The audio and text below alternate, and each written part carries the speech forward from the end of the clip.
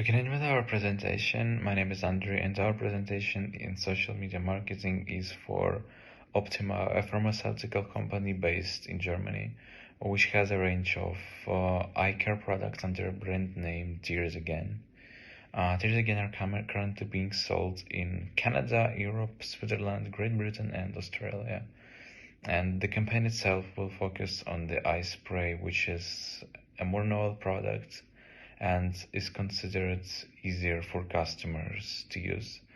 Now we are coming to competition and partnership analysis, and considering TearsAgain current status regarding social media audit, only LinkedIn social platform is available, and TearsAgain is not being represented on any other social media but on LinkedIn.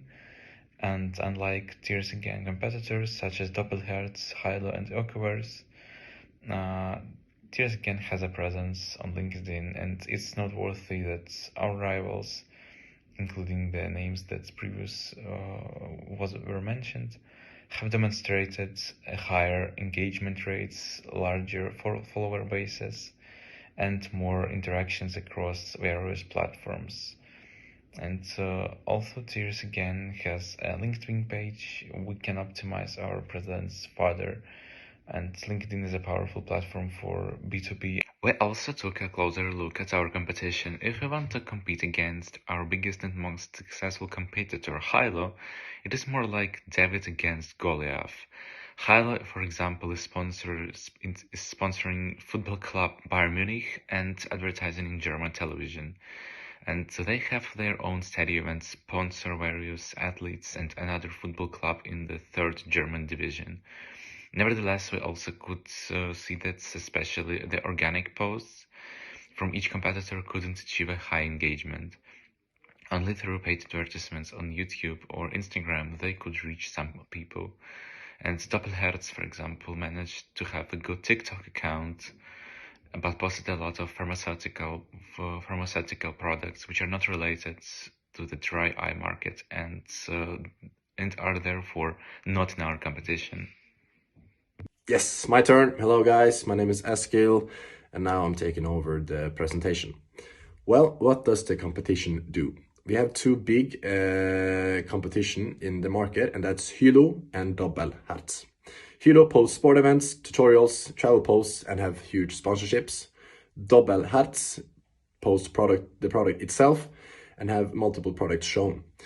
What they do not post, however, is where to specifically buy the products. That is something we want to keep in mind when we are planning our social media strategy. Optima has also partnerships that white labels their products and sell them independently. They do use TearsAgain, but they also do not use the name TearsAgain. And some of these partners are shown here. Here you can see the network they use, the followers they have, how they post, and their engagement. And that is something we want to keep a closer look at. When we are summarizing our SWOT analysis, we found out that TearsAgain as a company has a high quality. Their price is good, they're flexible, and have several studies on effectiveness. Their weakness is that it's a smaller marketing budget. They have no sales force and do not have any type of advertising in the pharmacies. Opportunities, well, the dry eye market is growing, and it's possible to expand the B2C company even more. Threats, well, it's a strong competition when we look at both Hilo and Doppelherz, and the new market entries are getting bigger. Goals for social media. Yes, what we can do for Optima. Well, first, we can build a social media presence, since they do not do anything on social media. 2, provide a social media strategy. 3, create posts that are organic, good enough to post on their social media, or do paid advertisements, so good that they want to use them. Smart goals. We want to create a social media account on Instagram and create organic/paid posts. And we will measure that in outcome based on engagement on social media, Google Analytics, and Amazon sales. And we have run it up to that we want to have around 50 followers by the end of 2023, and we think that it's possible. So after this presentation, go and follow us on Instagram. TearsAgain. Thank you so much. Customer segments, personas. We have a lot of different personas to focus on for our brand and for TearsAgain, but we want to focus on Marta Miller specifically. She is an older woman, 40-50 years old. She has a family, full-time job, and she uses Instagram and Facebook as social media. And she's perfect because as an older lady, she do a lot of shopping online, and she also in general, they also go to the pharmacies a lot more than others. We have also different, also others to personas, but we think that Marta Miller is the best one for our products. Other possibilities is to have a sponsorship with the gamers, and there's a lot of activity with gamers recently, and they also do suffer from dry eyes, like our competition Hilo does already. So that's also a possibility to look at in the future. The next important part of the social media strategy is the project plan. We decided to use a Gantt chart because it's a great overview over the next 6 months, and it's easily adjustable as well. In the first 3 months, we included 2 milestones, one of which is gaining 50 followers on Instagram, and the second one is having at least 1,000 or more visits on the website due to the social media campaign. The part that is highlighted represents a typical month, which we will show you on the next slide. This calendar visualizes when and what we want to post. On Meta, we would like to start off with a paid post and then follow it up with a couple of organic feed and story posts, which will most likely create traffic on Instagram and hopefully on the website as well. We made it a recurring rhythm so that it can be possibly replicated in the next following months. We believe the strategy is great for awareness, and the frequency can drive people to see the account more often, and it could also increase further interest and even fuel their desire. Here you can see the second part of the plan with a few more milestones. However, this showcases only the first quarter of 2024, which is now Optima's job to complete with the plan if they want to. Next up, we actually made a few posts happen because the owners actually really like the posts we designed, so we're glad we can show them to you in the next slides. Our first post was aimed to increase the awareness, and we achieved a whopping 12 likes, and it was targeted at no persona specifically, and it was more aimed to introduce the brand as a concept, and actually it was the first post on their Instagram in general. We used the winter theme since it's almost Christmas time, and we made use of the fact that during cold days, eyes actually get irritated more frequently. And we also used a couple of hashtags just to make the likelihood of the post being short to more people more. Next up, we created some Instagram stories in which we wanted to show the main products and their attributes. Color-wise, we made use of the product colors to make the post appear more coherent. Basically, we got the information from the website and the pictures also, and we just brought it to a more visually appealing order. Potentially, those Instagram stories could be used as a paid post, since we also included a call to action with the link. It's actually an affiliate link to Amazon, and the owners actually advised us to use the affiliate link instead of their website because they thought it would drive the sales more instead of just the website, because on their website you cannot directly order. We also included one story that was aimed for increasing interest. It's a quick tutorial on how to use the eye spray. This I would not advise TearsAgain to use as a paid post since it's very, very specific to the eye sprays and it's more informational than it is engaging. Therefore, it's absolutely logical that it was just included to have as a story highlight for those who are really interested in the eye spray application.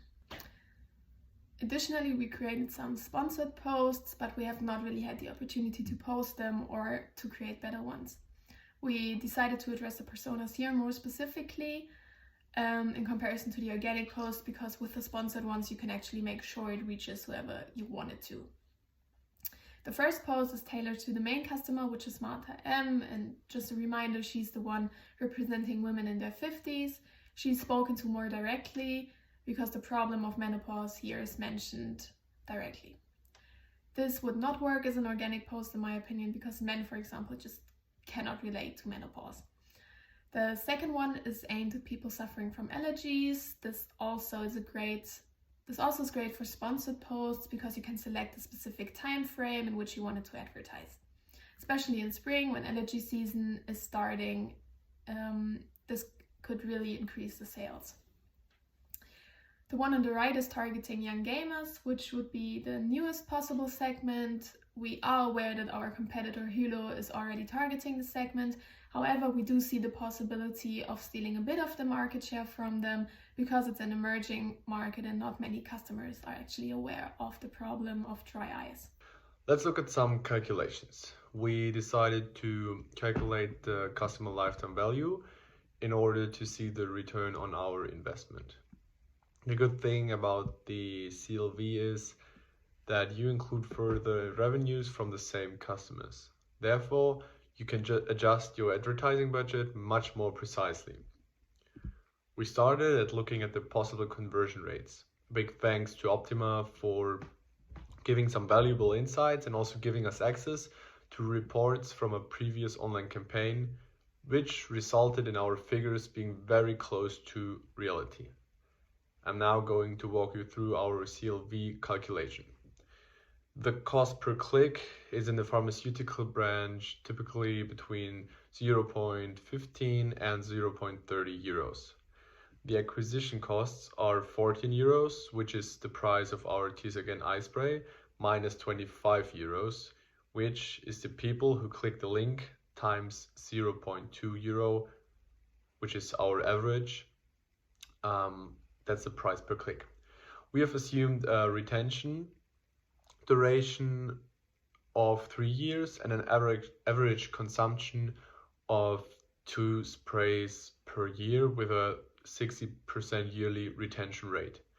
We can achieve with our initial investment a CLV of 43.88 euros, which is, if you look at it over time, very profitable.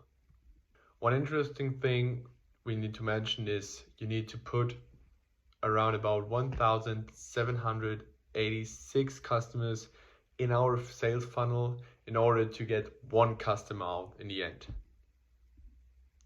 Let's take a look at our achievements so far. We created an Instagram account and some story highlights as well. We posted 1 post so far and reached 30 people in the last 30 days.